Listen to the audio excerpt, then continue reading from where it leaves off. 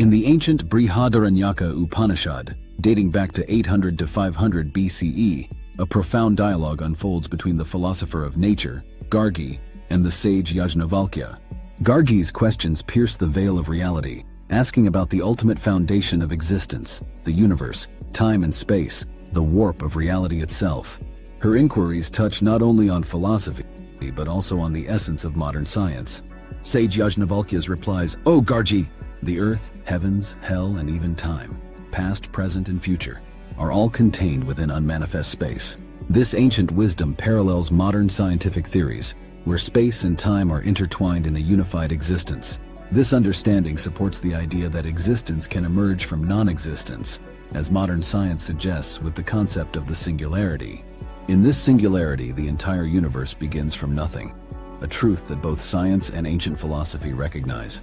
This singularity, or in ancient scriptures, the Hiranyagarbha, or cosmic egg, from which all creation unfolds, where the soul existing in previous universe cycle takes on bodies of different living beings according to their past desires, karmas, and the virtues or sins associated with the souls from past lifetimes. This pre-creation existence mirrors the Big Bang theory, where all matter originates from a single point. Also, Vedas describe creation of universe as a cycle which correlates with the cyclic model of universe suggested by Albert Einstein in 1930, where universe dies of and Big Crunch only to be reborn once more. In Taittiriya Upanishad, this creation is described as the work of Garbhodakashayi Vishnu, who rests in the cosmic ocean, who is one of the manifestations of the first intelligent being born, Lord Vishnu, the incarnation of the Supreme Lord Krishna. From his navel, a lotus flower emerges, giving birth to Lord Brahma, the creator of the universe.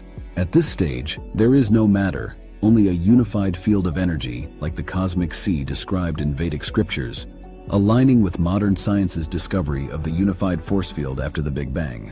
Lord Brahma initiates creation after receiving knowledge from the Supreme in the form of a divine voice, instructing him to meditate. After eons of deep meditation, the secret of creation is revealed in 4 sacred shlokas. 1. I only existed in the beginning.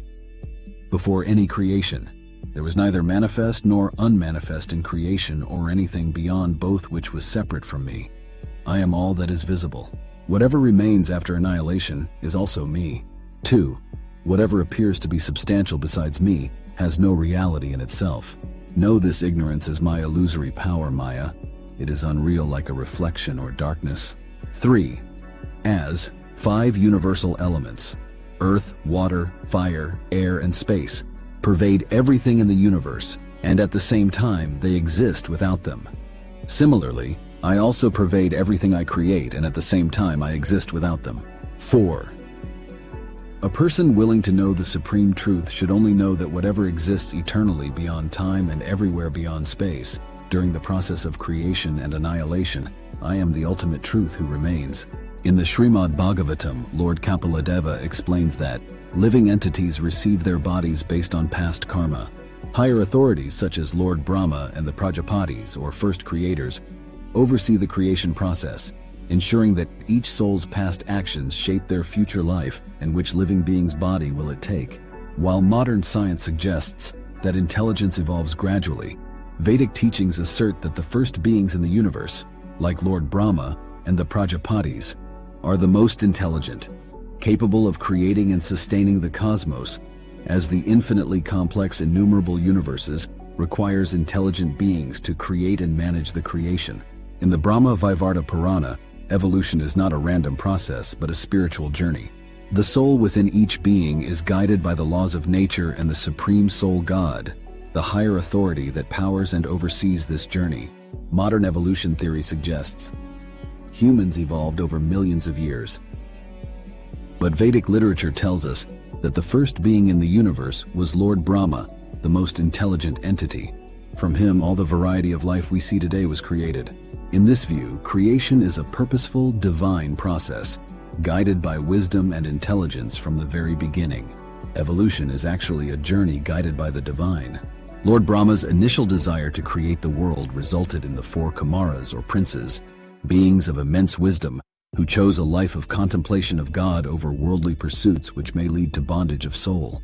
Disappointed, Brahma frowned, and from his forehead Shiv, the destroyer of the universe, manifested. In his third quest to populate the world, Brahmaji created 10 sages and asked them to create life. But these sages, realizing the challenges of worldly life, chose a path of spirituality instead. Undeterred, Brahmaji made a fourth attempt. From one half of his body, he created a man named Manu. From the other half, he created a woman named Satarupa.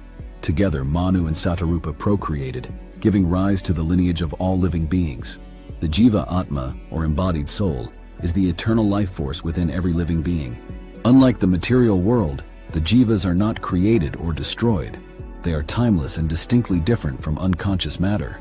Based on karma and past virtues or sins, the material world, or Maya, covers the Jiva in different ways. This temporary material covering allows the Jiva to interact with the material universe, including their bodies, mind, and intellect.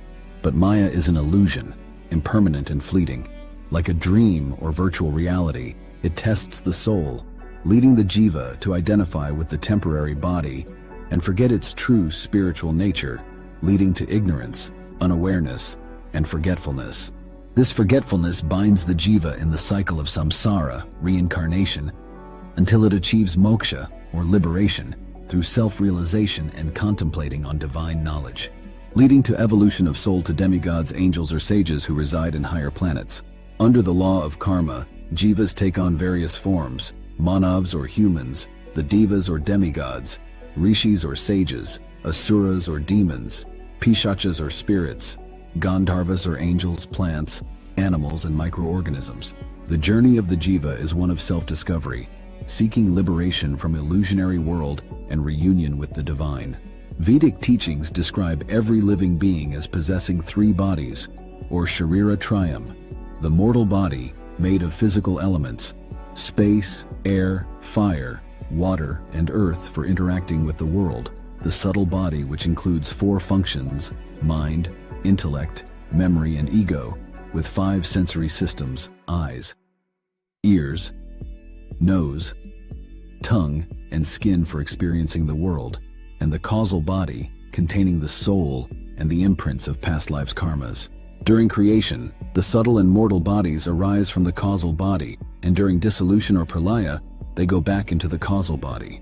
The causal body stores the karma and experiences of countless lifetimes. Based on past karmas and actions, the causal body with the soul is reborn into one of 8.4 million different forms of life, with getting new, subtle, and mortal bodies. This contrasts with the mind-body dualism, or that the mind and body are distinct and separable, that has dominated Western thought. Even in dreams, one can glimpse past lives, which is evidence of the soul's journey reincarnating in past lives.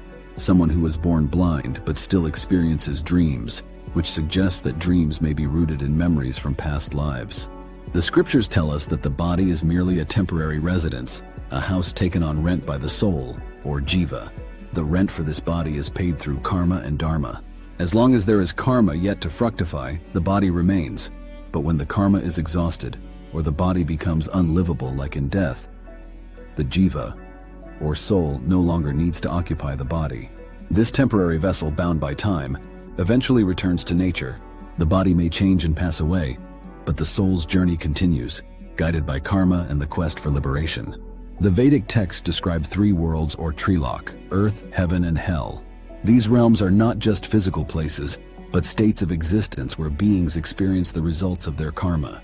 In the Narada Purana, Buloka is described as divided into 7 islands, or dvipas, aligning with the modern concept of 7 continents. This suggests that Hindu knowledge of the Earth's geography predates Western discoveries. In heaven, souls enjoy the fruits of positive karma and is described to be an infinite, complete, as well as an immortal realm, while in hell, they face appropriate punishments of their misdeeds. In the Puranas, 14 worlds are described, consist of 7 higher heaven-like worlds and 7 lower hellish worlds. In each of these realms are different souls living out their karmic fruits. Souls in higher realms have attained temporary spiritual liberation through positive merits, having strengthened their detachment from the mind, ego, and sense objects. In many religions, the 7th heaven is described as the highest, most blissful place in the universe. In the Vedas, this is known as Satyaloka, or Brahmaloka, the abode of Lord Brahma. Yet all beings remain trapped in the cycle of samsara, endless reincarnation, until they achieve moksha, liberation from the material world. The ultimate goal is moksha, transcending the samsara, and 14 worlds, reaching the divine realm of God Golok, beyond the seventh heaven and multiverse, where one is freed from the cycle of birth and death. Vedic cosmology speaks of countless universes, each with its own cycle of creation, destruction, and with its own Brahma, Vishnu, Shiva, and other demigods. These universes are but tiny specks in the vast expanse of the divine realm, moving like atoms within the infinite presence of God. The Purusha Sukta hymn describes the cosmic person, one Purusha, who pervades all creation. Yet, only a fraction of his glory is manifest in the material world. The rest remains beyond human perception. It continues that all beings in material world are a fourth of him. 3/4, his immortality, lie in heaven. As stated in Vedic scriptures, 3/4 of him ascended. The fourth part was here again and again, in diversified form. This perhaps hinting at the unseen dark matter and dark energy combined. It is also approximately more than 75% of the total mass in the universe, which may be the divine world of God and demigods, which remains unseen to us, covered by a dark veil. From the ancient wisdom of the Vedas to the modern theories of science, the story of the universe is one of endless creation, destruction, and rebirth. Behind it all lies a single truth, an ultimate reality that transcends time, space, and even existence itself.